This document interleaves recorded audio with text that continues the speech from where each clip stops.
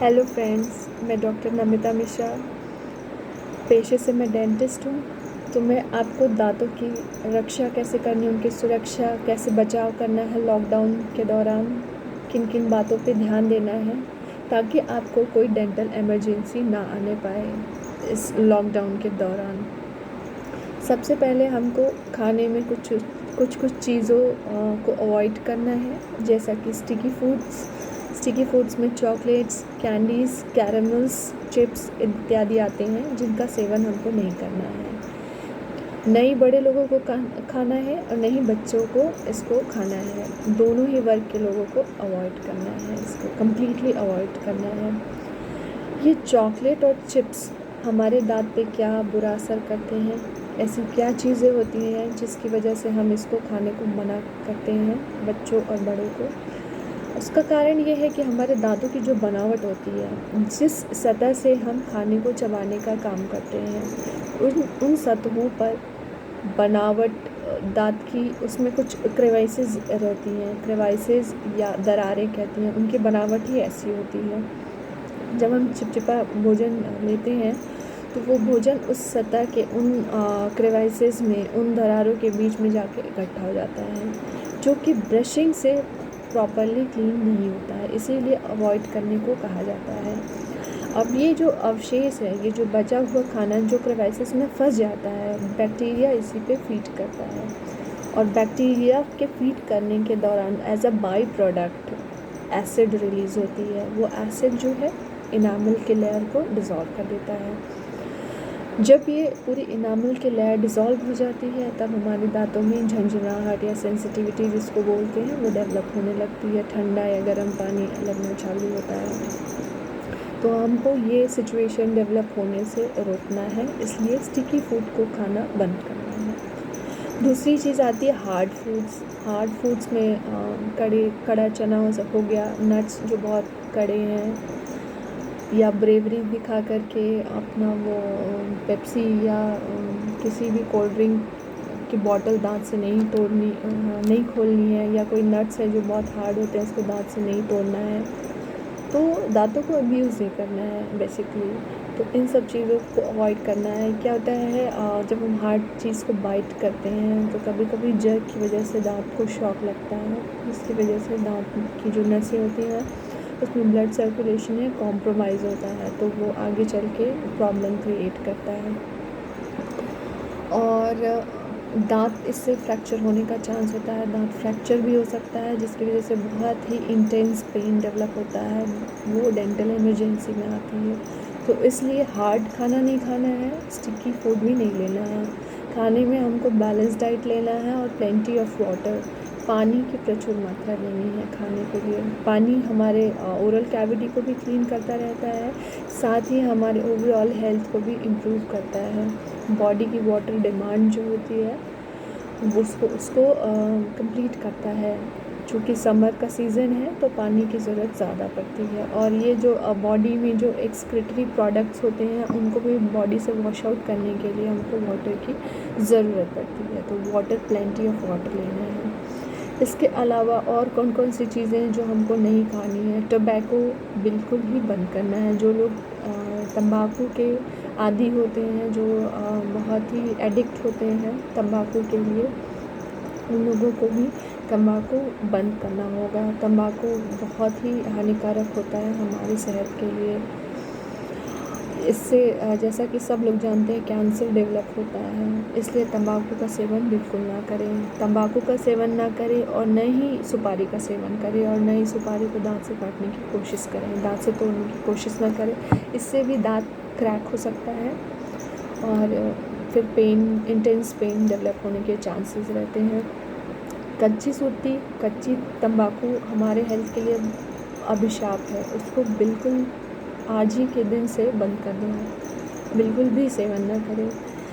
और अल्कोहल का भी सेवन नहीं करना है, अल्कोहल भी ओवरऑल हेल्थ को कॉम्प्रोमाइज़ करता है। ड्रिंक्स, एसिडिक ड्रिंक्स भी नहीं लेने हैं, वो दांत के इनामल को एब्रेट करता है। एब्रेट करने के बाद उसमें छोटे छोटे गड्ढे डेवलप होने लगते हैं, जो बढ़ते बढ़ते फिर सेंसिटिविटी फिर उसके बाद से उसके पल्प और नसों तक पहुंच जाती है कैविटी।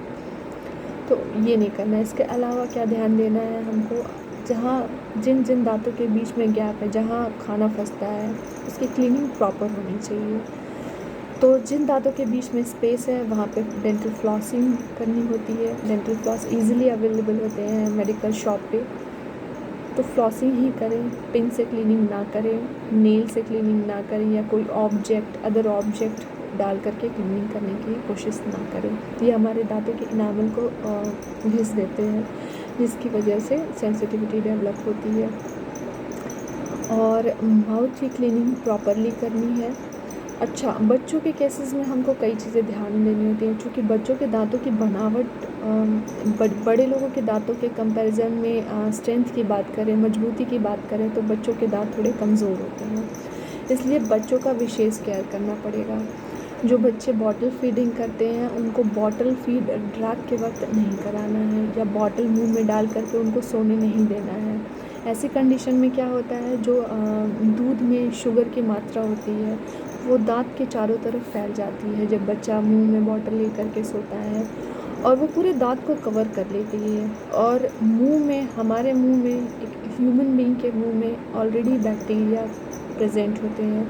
जो बैक्टीरिया उस फ्री शुगर पे, या जो मिल्क में डिज़ोल्व शुगर है उसके ऊपर फीड करता है। एज अ रिज़ल्ट उसमें फिर वही एसिड रिलीज़ होता है, जैसा कि चिपचिपा खाना खाने के बाद होता है। तो वो एसिड रिलीज़ करके बच्चों के दांतों को बहुत तेज़ी से डिमिनरलाइज करता है। जितना भी इनामल लेयर में मिनरल्स होते हैं उनको डिज़ोल्व कर देता है। तो बच्चे की जो स्ट्रॉन्गेस्ट लेयर होती है दांत की, वो तो चली जाती है, वॉश आउट हो जाती है। फिर उसके बाद उससे कमज़ोर लेयर रहती है, उसके ऊपर फीड करता है, धीरे धीरे करके वो पूरे दांत को डैमेज कर देता है। तो बच्चों के केस में हमको उनका ओरल हाइजीन मेंटेन रखना बहुत ज़रूरी है। रात के वक्त उनको बॉटल फीड ना करें। कोशिश करें कि उनके दूध में मिल्क की कंटेंट जो है, मिल्क में शुगर की जो कंटेंट है, जो शुगर की मात्रा है, उसको मिनिमम दें। उतनी ही दें जितना बच्चा एक्सेप्ट कर सके, ज़्यादा मात्रा में ना दें। बड़े लोगों को भी शुगर नहीं लेना, फ्री फॉर्म ऑफ शुगर जितना कम लेंगे उतना ही अच्छा है। जिनको हाइपोग्लाइसीमिया है उनके लिए नहीं है, ये जनरल हेल्थ वालों को, जो स्वस्थ लोग हैं उनके बारे में ये चीज़ें कही जा रही हैं। इसके अलावा हमको कैसे मुंह की क्लीनिंग करनी है उसके बारे में भी बात करते हैं। हमको सॉफ्ट ब्रिसल ब्रश इस्तेमाल करना है, जिसके दांतें जो हैं वो सॉफ्ट होती हैं। ऐसा सॉफ्ट ब्रिसल्स वाला ब्रश इस्तेमाल करना है, हार्ड नहीं करना है। मीडियम कर सकते हैं, लेकिन सॉफ्ट बेस्ट होता है, इसलिए आपको सॉफ्ट ब्रिसल ब्रश इस्तेमाल करना है। और इसके साथ टाइम कितना स्पेंड करना होता है ब्रशिंग के लिए, टाइम 2.5 से 3 मिनट या 2 से 3 मिनट आइडियल जिसको कहते हैं वो कर सकते हैं। इससे ज़्यादा 3 मिनट से ज़्यादा ब्रश नहीं करना चाहिए। और ब्रश हमको कब चेंज करना है, ब्रश का जो आइडियल फॉर्म होता है, आइडियल टाइम होता है चेंज करने का 2 से 3 महीने होता है। लेकिन कई लोग जिनके ब्रिसल्स जो है पहले ही फ्लेयर अप हो जाते हैं। दांतों के ब्रिसल्स, ब्रश के जो ब्रिसल्स होते हैं वो सीधे सीधे होते हैं। जब वो फ्लेयर अप हो जाए उनके ब्रिसल्स, तब हमें चेंज कर देना चाहिए। अगर ये 2 महीने के पहले ही ऐसा हो जाता है तो हम 2 महीने के पहले ही चेंज कर सकते हैं। जिन ब्रश के ब्रिसल्स फ्लेयर हो जाते हैं, यानी कि मुड़ जाते हैं, उनसे सफाई अच्छी तरह से नहीं होती है, इसलिए हमको ब्रश को नियमित रूप से चेंज करना चाहिए। हम कोई भी मील लेने के बाद, मॉर्निंग मील या इवनिंग मील, लंच या डिनर, ब्रेकफास्ट, जब भी खाना खाते हैं तो कोशिश करें कि उसको पानी से, नॉर्मल वाटर से या ल्यूकवार्म वाटर और सॉल्ट के साथ गार्गल कर लें। वो बेस्ट पॉसिबल टाइप है क्लीनिंग का। तो अगर इसको हम अपनी आदत में डाल देते हैं तो खाना फंसना और कई तरह की बीमारियां जो है वो वैसे ही ठीक हो जाती है। दांतों से संबंधित बीमारियां काफ़ी हद तक इससे इम्प्रूव होती है। अब रही बात दांतों की क्लीनिंग की, और अब आते हैं मसूड़ों की क्लीनिंग। मसूड़ों की क्लीनिंग जिन लोगों में ब्लीडिंग गम्स की प्रॉब्लम है और बदबू आती है मुंह में, कैल्कुलस वगैरह ज़्यादा है उन लोगों के लिए। ब्लीडिंग गम्स की जिसको प्रॉब्लम है, ब्लीडिंग एंड स्पॉन्जी गम्स की, उन लोगों को खाने में नींबू और विटामिन सी की चीज़ों का इस्तेमाल ज़्यादा करना चाहिए। नींबू, संतरा इत्यादि चीज़ों को ज़्यादा से ज़्यादा मात्रा में खाएं। और खाना खाने के बाद गार्गल करें। जिनको मेडिकेटेड, जिसको प्रिस्क्राइब किया गया है वो गार्गल करें।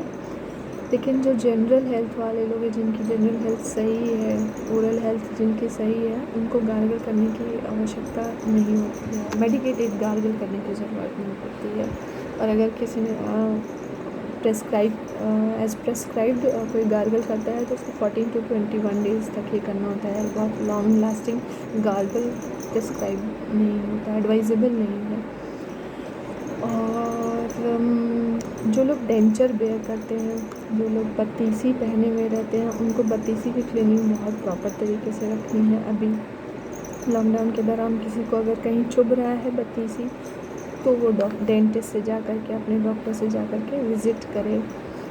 किसी को स्वेलिंग होती है मुंह में, तो उसके लिए वो डॉक्टर से जाके विज़िट करें।